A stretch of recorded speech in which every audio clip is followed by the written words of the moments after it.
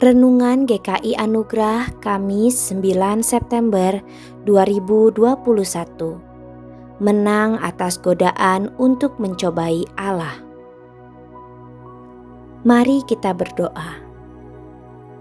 Bapa di surga, tolong kami agar dapat mempercayai perkataan firman-Mu dan tidak mencobai Engkau dengan meminta bukti keberadaan-Mu dalam hidup kami. Amin.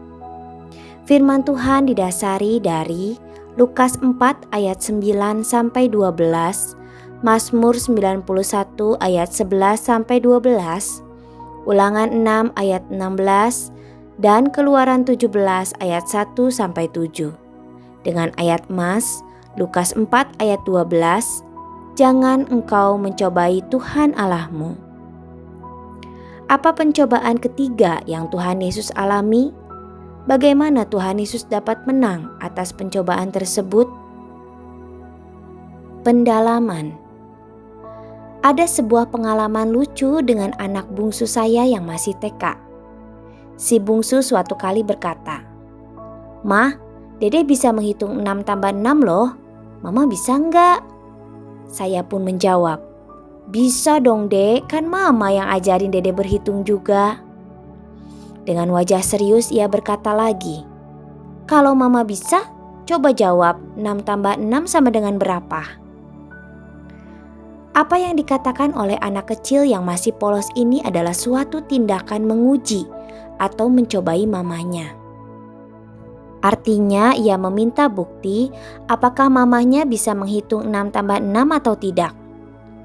Pertanyaan si bungsu membuat saya tertawa geli karena merasa bagaimana mungkin saya tidak bisa menjawabnya sementara saya yang mengajarkannya berhitung.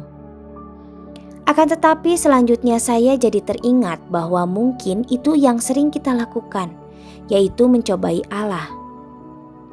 Mencobai Allah artinya meragukan apa yang dikatakan oleh firman-Nya dan menuntut sebuah bukti.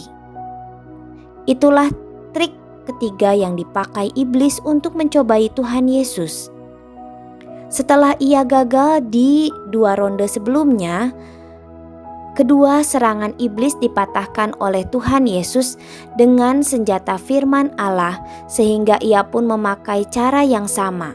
Lukas 4 ayat 9-12.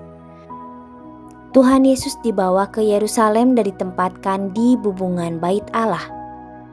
Iblis lalu menantang Tuhan Yesus dengan mengatakan, "Jika engkau anak Allah, jatuhkanlah dirimu dari sini ke bawah.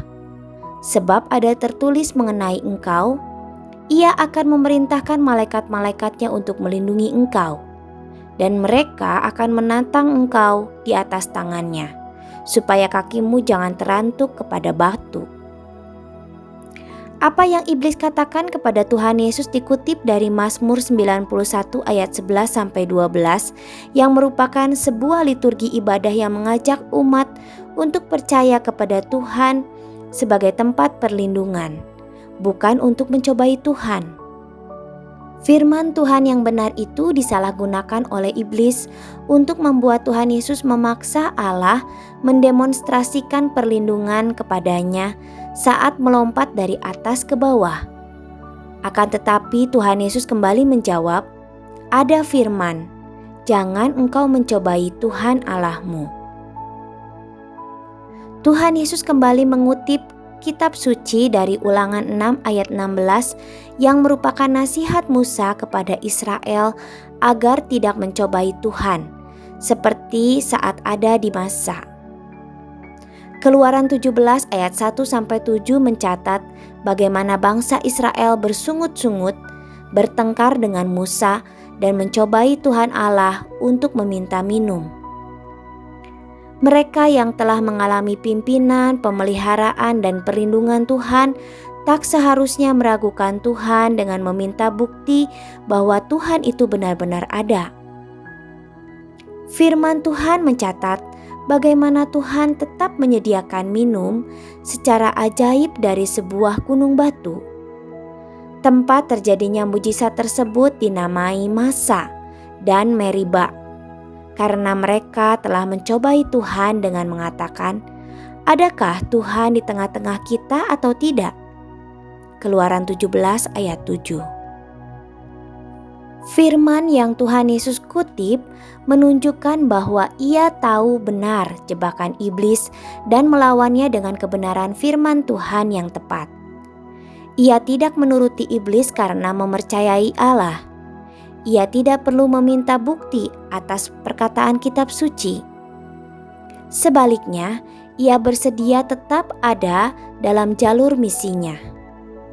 Allah tidak memintanya menjadi Superman yang tenar karena selamat saat melompat dari tempat tinggi. Allah justru mengutusnya menanggung salib ganti manusia. Suatu saat di atas kayu salib tidak ada malaikat yang akan melepaskannya. Namun ia tetap memilih untuk taat karena mempercayai Allah. Perenungan hari ini menegur dan mengingatkan kita bahwa perkataan firman Allah itu selalu benar adanya. Ingatlah bahwa kita bukan Allah. Kita tak perlu meminta bukti keberadaan Allah atau kebenaran perkataannya. Kita tak perlu mengatur Allah kapan harus bertindak atau melakukan sesuatu untuk kita. Saat Ia nampak tak ada, kita harus tetap percaya bahwa rencana Allah jauh lebih baik daripada apa yang sedang kita pikirkan. Hendaklah kita berhati-hati agar tidak menyalahgunakan firman Tuhan demi kepentingan pribadi. Sebaliknya, mari kita tetap percaya dan taat pada kebenaran firman-Nya. Ceritakan, apakah Anda merasa pernah mencobai Tuhan? Apa yang Anda teladani dari Tuhan Yesus agar dapat menang dari godaan untuk mencobai Allah?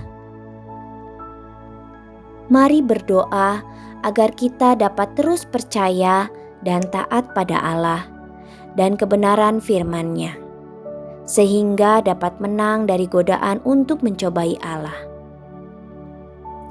Berhati-hatilah agar tidak menyalahgunakan firman Tuhan demi kepentingan pribadi.